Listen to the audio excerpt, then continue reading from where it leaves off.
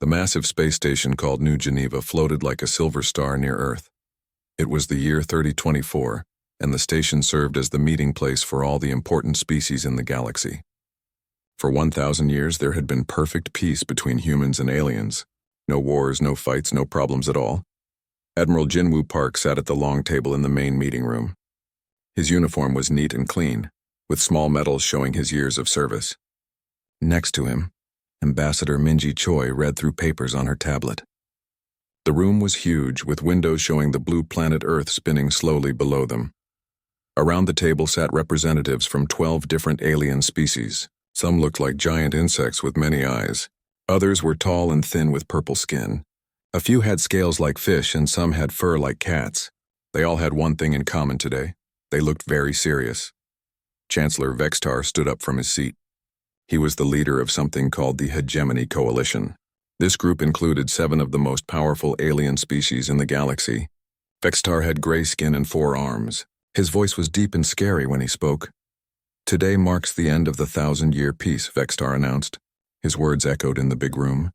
The Hegemony Coalition has decided that humans are now a threat to the galaxy. The other alien representatives nodded their heads. Some made clicking sounds with their mouths. Others tapped their claws on the table. They all seemed to agree with Vextar. Your species has grown too much, Vextar continued, pointing one of his 4 fingers at Admiral Park. In the last 100 years, your population has doubled. You now live on over 50 planets. This is dangerous. Ambassador Choi looked up from her papers. She had a calm expression on her face. We follow all the treaty rules about new colonies, she said quietly. That is not all, Vextar said, his voice getting louder. Our spies tell us you have been developing new technologies. Secret technologies. This breaks the spirit of our peace agreement. Admiral Park leaned back in his chair. He looked relaxed, like he was listening to someone talk about the weather. What kind of technologies do you think we're developing? He asked. We don't know exactly, admitted another alien representative. This one looked like a giant bird with metal feathers, but our sensors detect energy readings from your planets that we cannot explain. Your ships move in ways that seem impossible. Your communications happen faster than light should allow. These things worry us, added a third alien. This one had green skin and breathed through gills on its neck. Humans have always been the most violent species in known space. During your own history, you fought each other for thousands of years. You destroyed your own environment. You created weapons that could kill your entire planet. Vextar nodded and continued the speech. We have watched you for 1,000 years during this peace. We thought you had changed. We thought you had become peaceful like us. But now we see the truth. You are still dangerous. You are still violent. You are preparing for war. The room became very quiet. All the aliens stared at the 2 humans. They expected to see fear in their eyes. They expected panic or anger or desperate words. Instead, Admiral Park started to smile. Then the smile became a small laugh. Ambassador Choi looked at him and started smiling too. Soon she was also laughing. Is something funny about our declaration of war? Vextar asked. His gray face showed confusion and anger. Admiral Park tried to stop laughing, but he couldn't. I'm sorry, he said between laughs. It's just, this is really funny. How is a declaration of war funny? Demanded the bird-like alien. Ambassador Choi wiped tears from her eyes. She was laughing so hard that she was crying. You really don't know, do you? She asked. Know what? Vextar's voice was getting angrier. What we've been doing for the last 1,000 years, Admiral Park said. He was still smiling, but he managed to stop laughing. You have been preparing for war, shouted the green-skinned alien. This made Admiral Park start laughing again. No, he said, shaking his head. We haven't been preparing for war. We've been doing something much better than that. What could be better than preparing for war? Asked Vextar. Ambassador Choi stood up from her chair. She was still smiling. We've been moving beyond war, she said. We've been becoming something that makes war impossible. That makes no sense, said the bird-like alien. Of course it doesn't make sense to you, Admiral Park said. You've spent the last 1,000 years doing exactly the same things you were doing before the peace. You haven't changed at all. You haven't grown. You haven't learned anything new. We have been peaceful, protested the green-skinned alien. Yes, you've been peaceful, agreed Ambassador Choi. But you've also been sleeping. While you were sleeping, we were working. While you were staying the same, we were becoming something new. Vextar slammed one of his forehands on the table. Enough games. We demand your immediate surrender. Accept our protective occupation of your planets or we will take them by force. Admiral Park and Ambassador Choi looked at each other again. They both started laughing even harder than before. How many ships do you have? Admiral Park asked, still laughing. Over 10,000 in our combined fleets, Vextar said proudly. And how many soldiers? Nearly 1 billion across all our species. And you think that's enough to fight us? Ambassador Choi asked.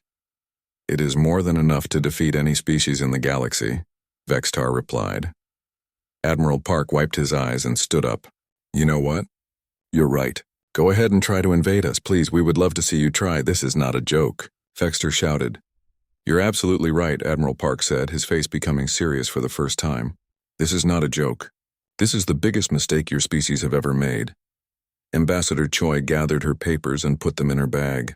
When you're ready to understand what humans have really become during this 1,000-year peace, you know where to find us, she said. The two humans walked toward the door of the meeting room. As they left, they could hear the aliens arguing loudly behind them. Some wanted to attack immediately. Others wanted to wait and learn more about human capabilities.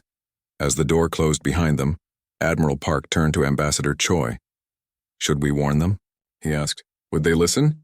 She replied. Probably not. Then let them learn the hard way. They walked down the corridor of the space station, still smiling. Behind them, the alien coalition began planning for a war they couldn't possibly understand. Far below the space station, on the surface of Earth, General Hyunwoo Kim stood in a room that didn't officially exist. The room was deep underground, beneath the city of Seoul. The walls were covered with screens showing information from across the galaxy. Numbers, charts, and maps changed constantly as data flowed in from hundreds of human colonies. Sir, we just received word from New Geneva, said Captain Jun Ho-yoon. He was a tall man with scars on his hands from years of training. The aliens have declared war, just as we predicted. General Kim nodded. He had been expecting this news for decades. How did our people react? Admiral Park and Ambassador Choi laughed. Sir, just like you told them to. Good. The aliens need to think we're not taking them seriously. How long? Until they attack? Our intelligence suggests they'll move their fleets within the week, Captain Yoon replied. They want to strike while they think we're unprepared. General Kim smiled. Unprepared. If only they knew. He walked to one of the large screens on the wall. It showed a map of the galaxy with tiny dots representing every human colony. There were thousands of them, scattered across dozens of star systems. To the aliens, these colonies looked like normal farming and mining settlements. They had no idea what was really happening on these worlds. Send word to Dr. Lee, General Kim said. Tell her it's time to brief the alien observers. Captain Yoon looked confused. Sir, we have alien observers? Of course we do, General Kim replied. We've been letting them spy on us for the last 100 years. It's time they saw what they've actually been watching. 2 hours later, Dr. Soyeon Lee stood in her laboratory. She was a small woman with gray hair and kind eyes. Around her, machines hummed quietly. The machines looked simple, like computers or medical equipment. The alien spies watching through hidden cameras had seen these machines many times. They thought they understood what they were looking at. Computer activate demonstration mode, Dr. Lee said calmly. The room around her began to change. The walls became transparent, showing the space outside. But this wasn't just a window or a screen. Dr. Lee was actually looking through the walls, as if they had become like glass. Gravity manipulation field active, the computer announced. Dr. Lee lifted her hand and all the furniture in the room began to float in the air. Chairs, tables, and equipment drifted around her like they were in zero gravity. But she remained standing normally on the floor. Matter conversion system ready, the computer said. Dr. Lee pointed at an empty spot on the floor. Light began to shine there, and slowly, a perfect copy of her desk appeared. It wasn't built or printed.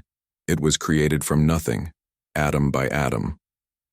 Consciousness transfer system online, the computer announced. On another table, a helmet with many wires sat waiting. Dr. Lee knew that this helmet could copy a person's entire mind and save it like a computer file. More importantly, it could put that mind into a new body if the old one was damaged or destroyed. Long-range instantaneous communication active, the computer said. A screen appeared in the air in front of Dr. Lee. On it, she could see engineer Nyan Han, who was standing in a laboratory on a planet 50 light-years away. They were talking, in real time, with no delay, even though the signal should have taken 50 years to travel that distance. Nyan, are your teams ready? Dr. Lee asked. All systems are operational, Engineer Han replied from the distant planet. We can begin production at any time. What's our current manufacturing capacity? We can produce 1 million combat units per hour across all facilities, Engineer Han said. If we need more, we can create new facilities in about 10 minutes, Dr. Lee nodded. And transportation? We can move anything anywhere in the galaxy instantly, Engineer Han confirmed. Distance is no longer a limitation for us. Dr. Lee ended the call and looked around her laboratory. Hidden cameras were recording everything, sending the information to alien intelligence agencies. For years, those agencies had filed reports saying that humans were developing concerning but manageable new technologies. They had been very wrong about the manageable part. Across the city, in a building that looked like a normal school, teacher Yunji Kang was ending her class for the day. Her students were 8 years old, sitting quietly at their desks. To anyone watching, it looked like a typical elementary school classroom. Okay, children, let's practice our meditation exercise, Teacher Kang said with a warm smile. The children closed their eyes and sat very still. Their breathing became slow and steady. To alien observers, this looked like a harmless relaxation activity. But something else was happening. In their minds, the children were connecting to each other and to a vast network that spanned the entire galaxy. They were practicing something called combat synchronization, the ability to coordinate perfectly with thousands of other people during a fight. Very good, Teacher Kang said after a few minutes. Now let's practice our problem-solving games. She showed the children pictures of complicated machines and asked them to figure out how the machines worked. The children studied the pictures for only a few seconds before raising their hands with correct answers. What the children were really doing was learning to analyze and disable alien technology. Every ship, every weapon, every computer system used by the alien species had been studied by human intelligence. The information was stored in the network that the children could access with their minds. Excellent work, everyone, Teacher Kang said. Remember, knowledge is the greatest power of all. One little girl raised her hand. Teacher, when will we need to use these skills? Teacher Kang smiled. Very soon, I think. But don't worry. By the time you need them, you'll be ready. After the children left, Teacher Kang sat alone in her classroom. She touched a small device on her wrist, and her appearance began to change. Her hair became longer, her clothes changed color, and even her face looked slightly different. She wasn't really a school teacher. She was Lieutenant Colonel Yunji Kang, one of humanity's most experienced special operations officers. The school was a training facility, and her students were some of the most advanced young minds in human space. For 1,000 years, every human child had been secretly trained from birth. They learned normal subjects like math and science, but they also learned things that would have terrified the aliens. They learned how to fight with their minds connected to thousands of others. They learned how to take apart any machine just by looking at it. They learned how to survive things that should have killed them. And most importantly, they learned that death was no longer permanent for humans. In another part of the city, in a hospital that looked perfectly normal, battlefield surgeon Ji-Young Park was working on her latest patient. The man on the table had been killed in an accident 3 hours ago. His body was completely destroyed. But Dr. Park wasn't trying to save him. She was building him a new body. Using the consciousness transfer technology, she had saved the man's mind just seconds before his death. Now she was growing him a new body, exactly like his old one but stronger and healthier. In a few hours he would wake up with all his memories intact. How many successful resurrections this month? Asked her assistant. 47, Dr. Park replied. We're getting faster each time. The assistant made a note on his tablet. The aliens still think death is permanent for us, don't they? Yes, Dr. Park said. They're going to be very surprised when they find out the truth. Meanwhile, in space, near Earth's moon, system engineer Yoongi Cho was working on humanity's greatest secret project. It looked like a small research station with only a few dozen people working there. Alien satellites had been watching it for years and found nothing interesting. But hidden inside the station was technology that could change the shape of reality itself. "Sir, we've successfully moved the Proxima Centauri system," reported one of his technicians. "Moved it where?" Engineer Cho asked. "Exactly where you wanted it, sir. It's now positioned for optimal strategic advantage." Engineer Cho looked at a screen showing a map of local space. What looked like stars and planets to the aliens were actually mobile units in humanity's defense network. Entire star systems could be moved like pieces on a chessboard. Solar systems that seemed to be in one place were actually somewhere completely different. And our production capacity? Unlimited, sir. We can create matter and energy as needed. We're no longer bound by scarcity. Engineer Cho nodded. For the last 1,000 years, humans had been solving problems that other species thought were impossible. They had learned to control gravity, space, time, matter, energy, and even death itself. The aliens thought humans were developing concerning new technologies. The truth was much simpler and much more terrifying. Humans had become gods. The alien armada moved through space like a massive storm cloud. Over 10,000 ships from 7 different species traveled together toward Earth. Chancellor Vextar stood on the bridge of his flagship, watching the blue planet grow larger on his screens. "How long until we reach Earth?" he asked his navigation officer. 6 hours, Chancellor, the officer replied. "Our scouts report that the human defense fleet is much smaller than expected." Vextar smiled with satisfaction. "How many ships do they have?" "Only 300, sir. They seem to be older models, nothing like the advanced technology our spies reported." "Excellent," Vextar said. "The humans are trying to trick us with false reports about their capabilities. They want us to think they're stronger than they really are." On his screen, he could see the human fleet waiting near Earth's moon. The ships looked ordinary, gray metal hulls with simple designs. They were much smaller than the alien vessels, and there were so few of them. "Sir, we're receiving a transmission from the human fleet," reported the communications officer. "Put it on screen," Vextar ordered. The face of Fleet Commander Minho Shin appeared on the main screen. He was a middle-aged man with calm eyes and a slight smile. Behind him, his bridge looked surprisingly relaxed. The crew members were chatting quietly and drinking coffee. "Chancellor Vextar," Commander Shin said politely. "I'm Commander Shin of the Earth Defense Fleet. I believe you've come here to start a war." "Indeed," Vextar replied. "Surrender now and your people will be treated well under our occupation." Commander Shin chuckled. "I'm afraid we can't do that. But I do have a question for you." "What question? Are you absolutely sure you want to do this? Once we start fighting, we can't take it back." Vexitar was annoyed by the humans' calm attitude. "You have 300 ships. We have 10,000. What do you think will happen?" "I think you're about to learn something very interesting about humans," Commander Shin said. "But okay, if you insist. Let's begin." The transmission ended and Vextar turned to his weapons officer. "All ships attack formation. Destroy the human fleet." The alien armada moved forward like a massive wave. Their ships were equipped with the best weapons in the galaxy. Energy beams that could slice through metal, missiles that could destroy small moons, and shields that could stop almost any attack. The human fleet waited calmly until the aliens came within range. Then Commander Shin's ships began to move, but they moved in ways that made no sense. Human ships turned and twisted through space like they were dancing. They moved faster than physics should allow. They changed direction instantly without slowing down. Some ships seemed to disappear from one place and appear somewhere else.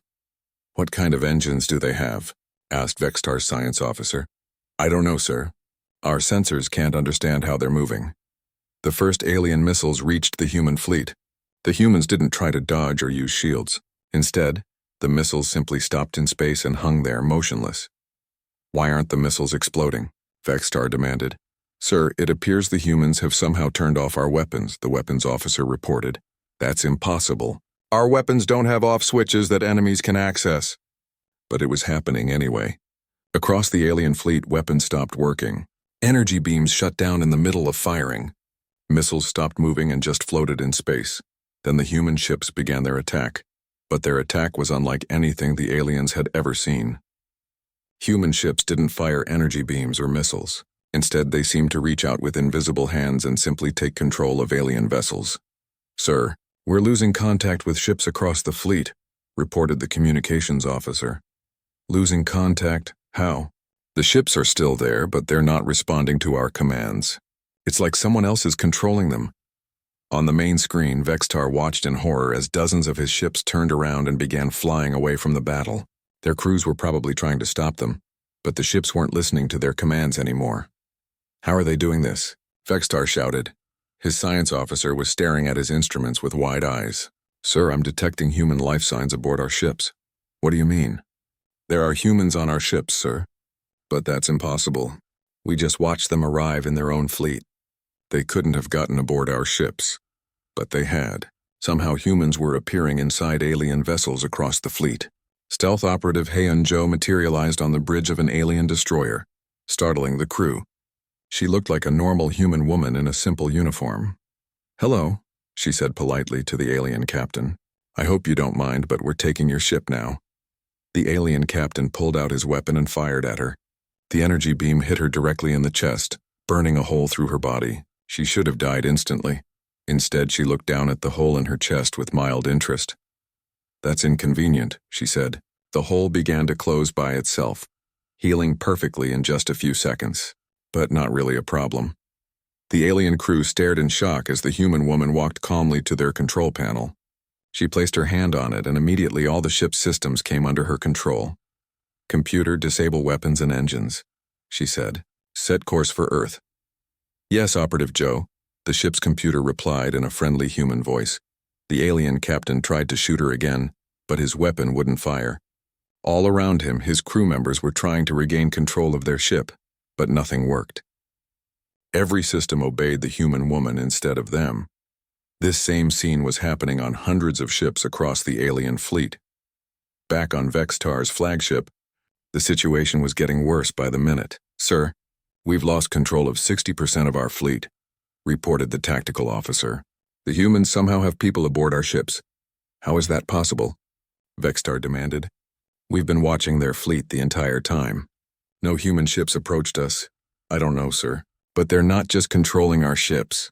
They're studying them. Our computer systems are being copied and analyzed." Tactical Coordinator Taehyun Kim sat in a comfortable chair on his ship, watching data flow across multiple screens. Every alien ship that humans had infiltrated was sending him detailed information about alien technology. "Interesting," he said to his assistant. "Their weapons are much simpler than we expected, and their computer security is almost non-existent. Should we disable their entire fleet, sir?" the assistant asked. "Not yet," Coordinator Kim replied. "Let them think they still have a chance. We're learning valuable information about their capabilities." Back on Vextar's ship, the Chancellor was growing desperate. "All remaining ships retreat to minimum safe distance. We need to regroup and understand what's happening." The alien fleet that still remained under their control began to pull back from Earth. Commander Shin's human fleet followed them, but didn't attack. Instead, they seemed content to just watch. "Sir," the communications officer said, "we're receiving another transmission from the humans." "Put it on screen," Vextar ordered. Commander Shin appeared again, still looking calm and relaxed. "How are you enjoying the battle so far, Chancellor?" "What have you done to our ships?" Vextar demanded. "We've borrowed them," Commander Shin replied. "Don't worry, we'll give them back when we're done studying them. Though we might make a few improvements while we have them." "How did you get your people aboard our vessels?"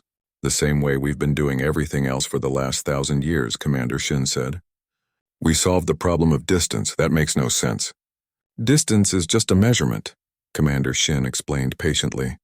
"Once you understand how space really works, you can make any 2 points touch each other. Our people didn't travel to your ships. We brought your ships to our people." Vextar's science officer was frantically checking his instruments. "Sir, this is impossible. They seem to be moving entire sections of space itself." "Not moving," Commander Shin corrected, somehow hearing the science officer's words. "Folding. Space is like a piece of paper. If you want to bring 2 points together, you don't move across the paper. You fold it. You're claiming you can fold space itself? Vextar asked. We're not claiming anything, Commander Shin replied. We're showing you. Would you like another demonstration? Before Vextar could answer, his entire ship suddenly shook. Outside the windows, the stars had changed position. Earth was no longer in front of them. Where are we? Vextar asked his navigation officer. Sir, we're somehow in orbit around Mars, the officer replied, his voice full of confusion. But we never moved. The engines are still off. We moved Mars to you, Commander Shin explained cheerfully. It seemed easier than moving your ship. Vextar stared at the red planet outside his window. The humans had somehow moved an entire planet just to prove a point. This is impossible, he whispered. That's what we used to think too, Commander Shin said.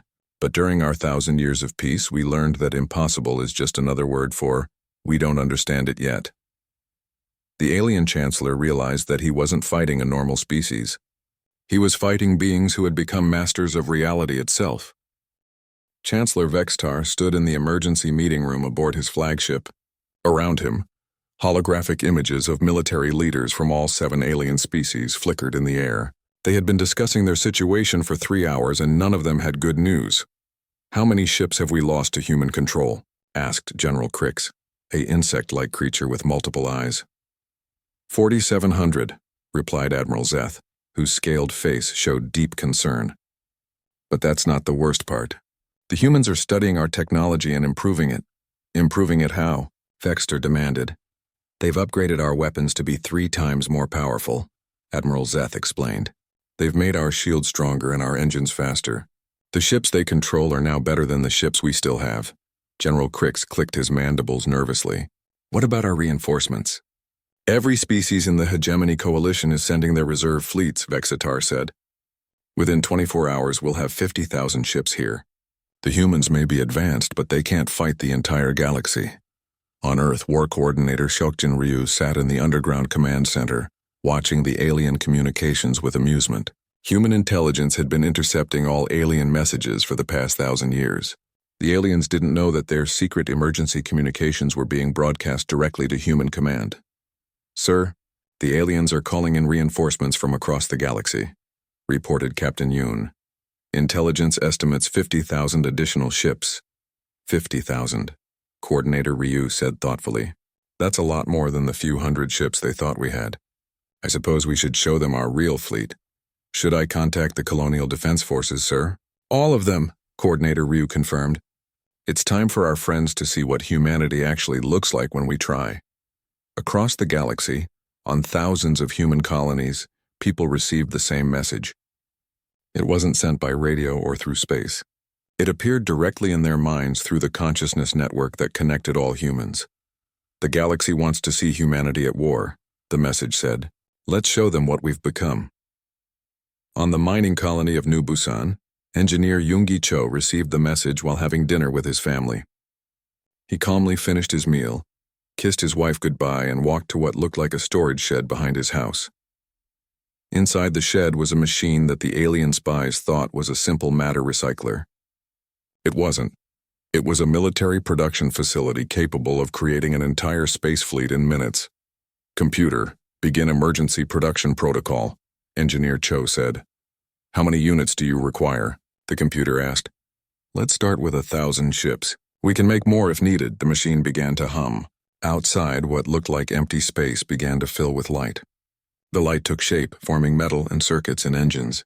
Within 10 minutes, 1,000 fully functional warships were floating in space above the colony. But these weren't ordinary ships. They were controlled by artificial intelligence that could think faster than any biological brain. They were armed with weapons that could turn matter into energy and energy into matter. They could repair themselves instantly if damaged, and they could create copies of themselves if destroyed. Most importantly, they didn't need crews. Each ship was controlled by the consciousness of a human volunteer, someone who had uploaded their mind to the ship's computer. If the ship was destroyed, the person would simply download into a new body back on the colony. This same scene was happening on every human world. Within 1 hour, Earth's defense fleet had grown from 300 ships to 3 million ships, but the aliens didn't know this yet. 24 hours later, the alien reinforcements arrived. 50,000 ships from dozens of species formed the largest military fleet in galactic history. They were confident that sheer numbers would overwhelm whatever strange technology the humans possessed. "Sir, we're detecting the human fleet," reported the sensor officer on Vextar's ship. "How many ships?" "Still only about 300, sir. It seems they haven't called for reinforcements." Vextar smiled for the first time in days. "Excellent. Even with their strange abilities, they can't fight 50,000 ships with only 300. Sir, the human fleet is moving to engage us. All ships, attack formation," Vextar ordered. "This time we end this war quickly." The massive alien fleet moved forward. This time they had a strategy. Instead of attacking in one group, they split into multiple formations. They would surround the human fleet and attack from all directions at once. The 300 human ships waited calmly as 50,000 alien vessels approached them. Then, something impossible happened. The 300 human ships began to multiply. It started slowly. Each human ship split into 2 identical ships. Then each of those split into 2 more. Within minutes, there were 1,200 human ships. Then 2,400. Then 4,800. "Sir, the human ships are reproducing themselves," the sensor officer reported, his voice full of confusion. "That's impossible," Vextar said. "Ships can't reproduce like living things." But they could, and they were. Each human ship had the ability to create perfect copies of itself, using the same matter conversion technology that engineer Cho had used. They were making new ships from the empty space around them, building matter atom by atom. Within 1 hour, there were 3 million human ships facing 50,000 alien ships. "Sir, we're outnumbered 60 to 1, Admiral Zeth reported over the communication system. "Attack anyway," Vextar ordered. "We have to try." The alien fleet opened fire with everything they had. Energy beams and missiles filled the space between the 2 fleets. For a moment, it looked like a normal space battle. Then the aliens realized that their weapons weren't destroying the human ships. The energy beams hit the human vessels and simply disappeared, absorbed by shields that seemed to drink energy instead of being weakened by it. The missiles exploded on impact, but the human ships reformed themselves seconds later, as if the explosions had never happened. "Sir, our weapons aren't working," reported the tactical officer. "What do you mean they're not working?" "They're hitting the human ships, but the ships aren't being destroyed. They seem to be immune to damage." On the human flagship, Commander Shin was having a conversation with battlefield surgeon Ji-Young Park through the consciousness network. "How many ships have been destroyed so far?" he asked. "About 40,000, Dr. Park replied from her medical facility on Earth. "But everyone is already being restored. The resurrection process takes about 30 seconds now." "Any improvements to the restoration process?" "Yes, actually. Each time someone is killed and brought back, we're able to upgrade their consciousness slightly. They come back smarter and faster than before." Commander Shin smiled. The aliens thought they were fighting ships, but they were actually fighting individual human minds that had been uploaded into mechanical bodies. When a ship was destroyed, the person controlling it simply downloaded into a new ship. Death had become nothing more than a minor inconvenience. "Sir, we're receiving a transmission from the human fleet," reported Vextar's communications officer. "Put it on screen," Vextar said tiredly. Commander Shin appeared, looking as calm as ever. "Chancellor, I think there's been a misunderstanding." "What misunderstanding?" "You seem to think you're fighting a war," Commander Shin explained. "But this isn't a war. This is a demonstration." "A demonstration of what?" "Of why war is pointless when one side has evolved beyond physical limitations." On the screen behind Commander Shin, Vextar could see human technicians working calmly at their stations. They weren't acting like people in a battle. They were acting like people doing a science experiment. "You want to know how many ships we really have?" Commander Shin asked. "How many?" "As many as we need. We can create matter from energy, energy from matter, and both from empty space. We can make 1 billion ships or 1 trillion ships. The number doesn't matter." "You want to know how many soldiers we have?" Commander Shin continued. "How many?" "All of us. Every human who has ever lived is still alive, stored in our consciousness network. We can put any of them into a new body whenever we want. Death is just a temporary inconvenience for us." Vextar felt a cold fear growing in his chest. "You're claiming to be immortal?" "Not claiming," Commander Shin corrected. "Demonstrating. Would you like to see?" Before Vextar could answer, every human ship in the fleet suddenly exploded at once. 3 million ships were destroyed in a massive burst of light and energy. The alien crews cheered, thinking they had won. Then, 30 seconds later, 3 million new human ships appeared in exactly the same positions as the old ones. As you can see, Commander Shin said, his image reappearing on Vextar's screen. Destruction is temporary for us. We've moved beyond the limitations that still control your species. System engineer Yoongi Cho appeared on another screen. We've also moved beyond scarcity, he said. We can create unlimited resources from empty space. We don't need to fight over planets or materials. Dr. Soyeon Lee appeared on a third screen. We've moved beyond distance, she said. We can be anywhere in the galaxy instantly. Space is no longer a barrier for us. And we've moved beyond individual consciousness, added teacher Yoonji Kang from a fourth screen. All humans are connected. We think and act as one species when we need to. Vextar stared at the four. The war ended not with explosions or surrender, but with silence. Chancellor Vextar sat alone in his command chair, staring at the screens showing 3 million human ships floating peacefully in space. His massive fleet of 50,000 vessels had not fired a shot in the last 6 hours. What was the point? You cannot fight beings who treat death as a minor inconvenience and destruction as a temporary setback. Sir, his communications officer said quietly, we're receiving a transmission from Earth. It's not from their military. It's from someone called a peace negotiator. Put it on screen, Vextar said. A human woman appeared on the main display. She had kind eyes and gray hair, and she wore simple civilian clothes instead of a military uniform. Behind her was a comfortable room with books on the shelves and flowers in a vase. Chancellor Vextar, she said with a warm smile. My name is Somin An. I'm Earth's chief negotiator for post-conflict resolution. I think it's time we had a real conversation. What kind of conversation? Vextar asked. The kind where we stop pretending this was ever about war, peace negotiator An replied. You didn't attack us because you thought we were dangerous. You attacked us because you were afraid of change. Vexitar was quiet for a long moment. Then he nodded slowly. Perhaps that's true. Of course it's true, she said gently. For 1,000 years, your species have stayed exactly the same. You've had peace, but you've also had stagnation. You've been comfortable, but you haven't grown. Another figure appeared on the screen next to Negotiator An. This was Cultural Liaison Jiho Nam, a young man with patient eyes. While you were sleeping, Liaison Nam explained, we were evolving, not just technologically, but philosophically. We learned that the universe is much stranger and more wonderful than we ever imagined. We learned that death isn't final, added Negotiator An. We learned that scarcity is a choice, continued Liaison. We learned that distance is an illusion. We learned that consciousness can be shared and expanded. Most importantly, Negotiator An said, we learned that conflict becomes meaningless when you have enough power to create anything you want. Vexitar looked around his bridge at his crew members. They were all listening carefully to the human's words. Are you saying that power makes war unnecessary? Think about it, Liaison Nam said. Why do species fight wars? Usually for resources, territory, or survival. But what if you could create unlimited resources from empty space? What if you could build new worlds instead of taking existing ones? What if death was no longer permanent? You would no longer have anything to fight about, Vextar realized. Exactly, Negotiator An smiled. That's why we laughed when you declared war on us. It was like children challenging adults to fight over toys, not understanding that adults can simply make more toys. On his secondary screen, Vextar could see that his fleet commanders were listening to this conversation.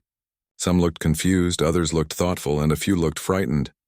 But if you have such power, Vextar asked, why didn't you conquer the galaxy long ago? Conquer it for what purpose? Liaison Nam asked. We already have everything we need. We can create new worlds if we want more space. We can make any resources we require. We can explore the entire universe instantly. Why would we want to rule over others? Besides, added Negotiator An, ruling over less advanced species would be like adults commanding children to play with toys they've outgrown. It would be boring and pointless. A new voice joined the conversation. On another screen appeared Dr. Soyeon Lee from her laboratory. The truth is, Dr. Lee said, we've been hoping for 1,000 years that you would start to evolve too. We've been leaving hints about our capabilities, hoping you would ask questions and begin your own growth. You wanted us to advance? Vextar asked. Of course, Dr. Lee replied. The universe is vast and full of mysteries. We've learned amazing things, but there's still so much to discover. It would be wonderful to have companions on that journey. Think of it this way, Negotiator On explained. Imagine you're an adult who loves to read, but all your friends are children who can only understand picture books. You can still be friends, but you can't share your passion for literature. You can't discuss the deep ideas that excite you. That's how we feel, added Liaison Nam. We've learned to reshape reality itself, but we have no one to share these discoveries with. We're lonely at the top of the mountain. Chancellor Vextar was beginning to understand. You didn't prepare for war during the peace. You prepared for us to join you. Yes, Negotiator On said simply, but we attacked you instead of asking questions. Yes, she said again, but without anger or disappointment. Why aren't you angry with us? Why would we be angry? Liaison Nam asked. You're reacting exactly as we expected. Fear of change is natural. Every species goes through this phase. Every species? Dr. Lee nodded. We've studied the patterns of evolution across the galaxy. Most species reach a point where they can either grow beyond their limitations or stay trapped by their fears. You've reached that point. What happens if we choose to stay the same? Vexter asked. Nothing bad, Negotiator On assured him. We won't hurt you or force you to change. You can continue living exactly as you have been. But, added Liaison Nam, you'll remain children playing with toys while the adults explore the universe. You'll miss out on wonders beyond your current imagination.